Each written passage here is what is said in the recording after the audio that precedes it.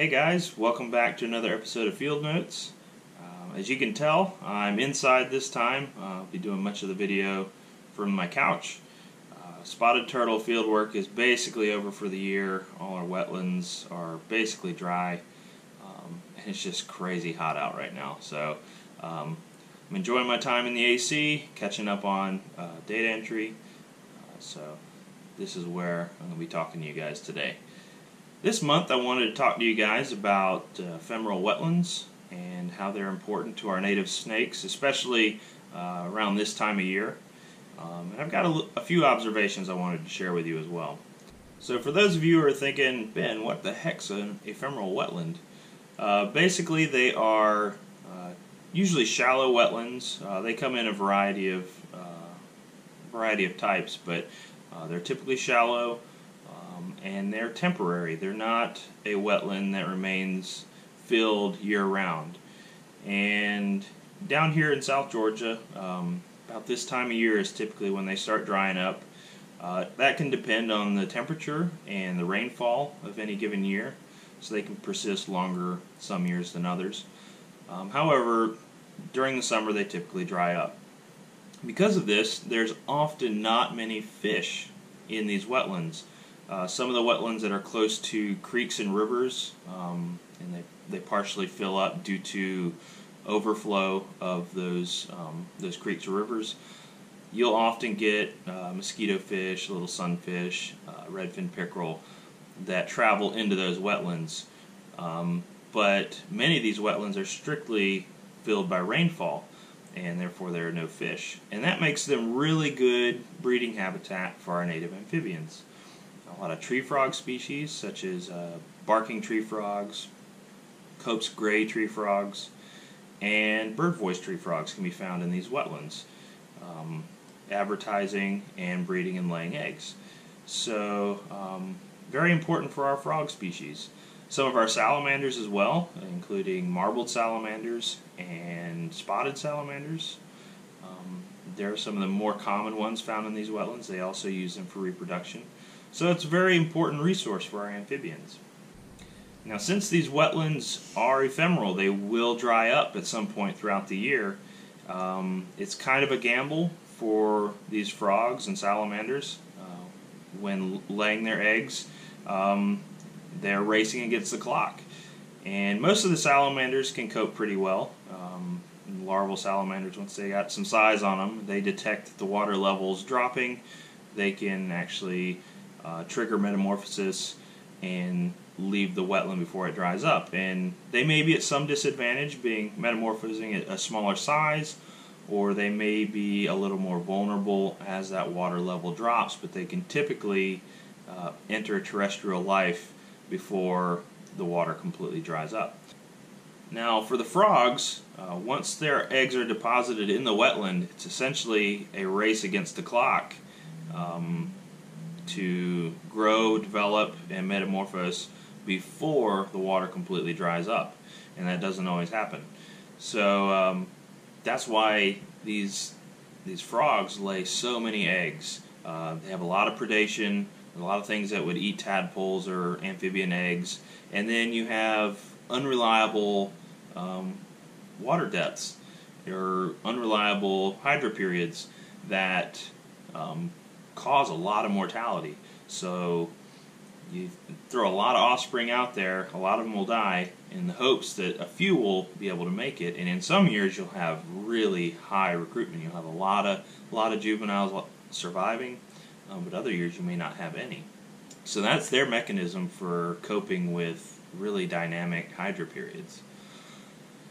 Now, what I observed in the field this last month were a lot of snakes around these wetlands. These wetlands were drying down, and basically all these prey items, all these mosquito fish, these leopard frog tadpoles, these crayfish were all being really condensed, really concentrated in these small muddy puddles. That was basically all that was left of these once vast wetlands. And so they were just easy prey for all these snakes. So I saw a lot of Thamnophis, eastern garter snakes, and peninsula ribbon snakes. I saw Nerodia, or water snakes, primarily banded water snakes, and then a few red-bellied water snakes.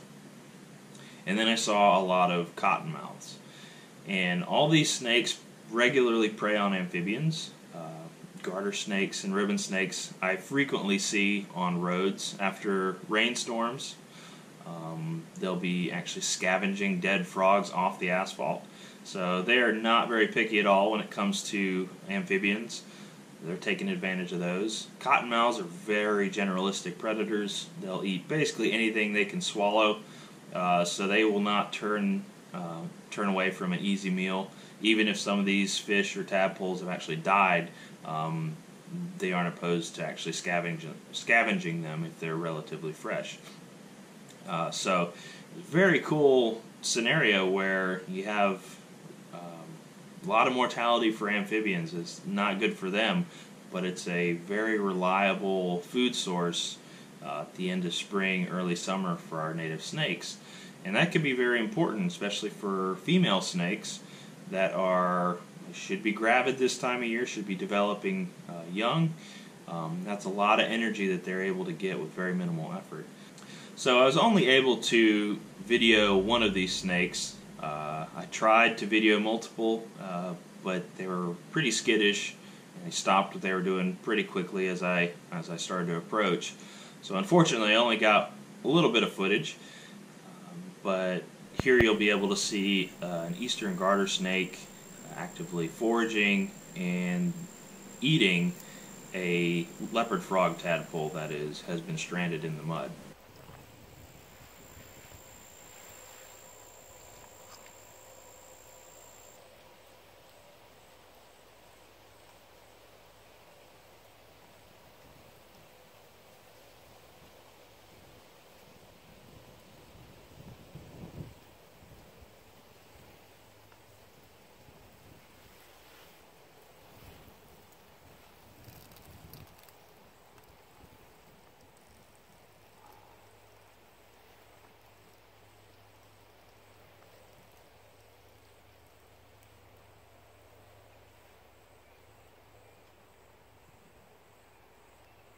And here I was able to get a few more photographs of some other observations.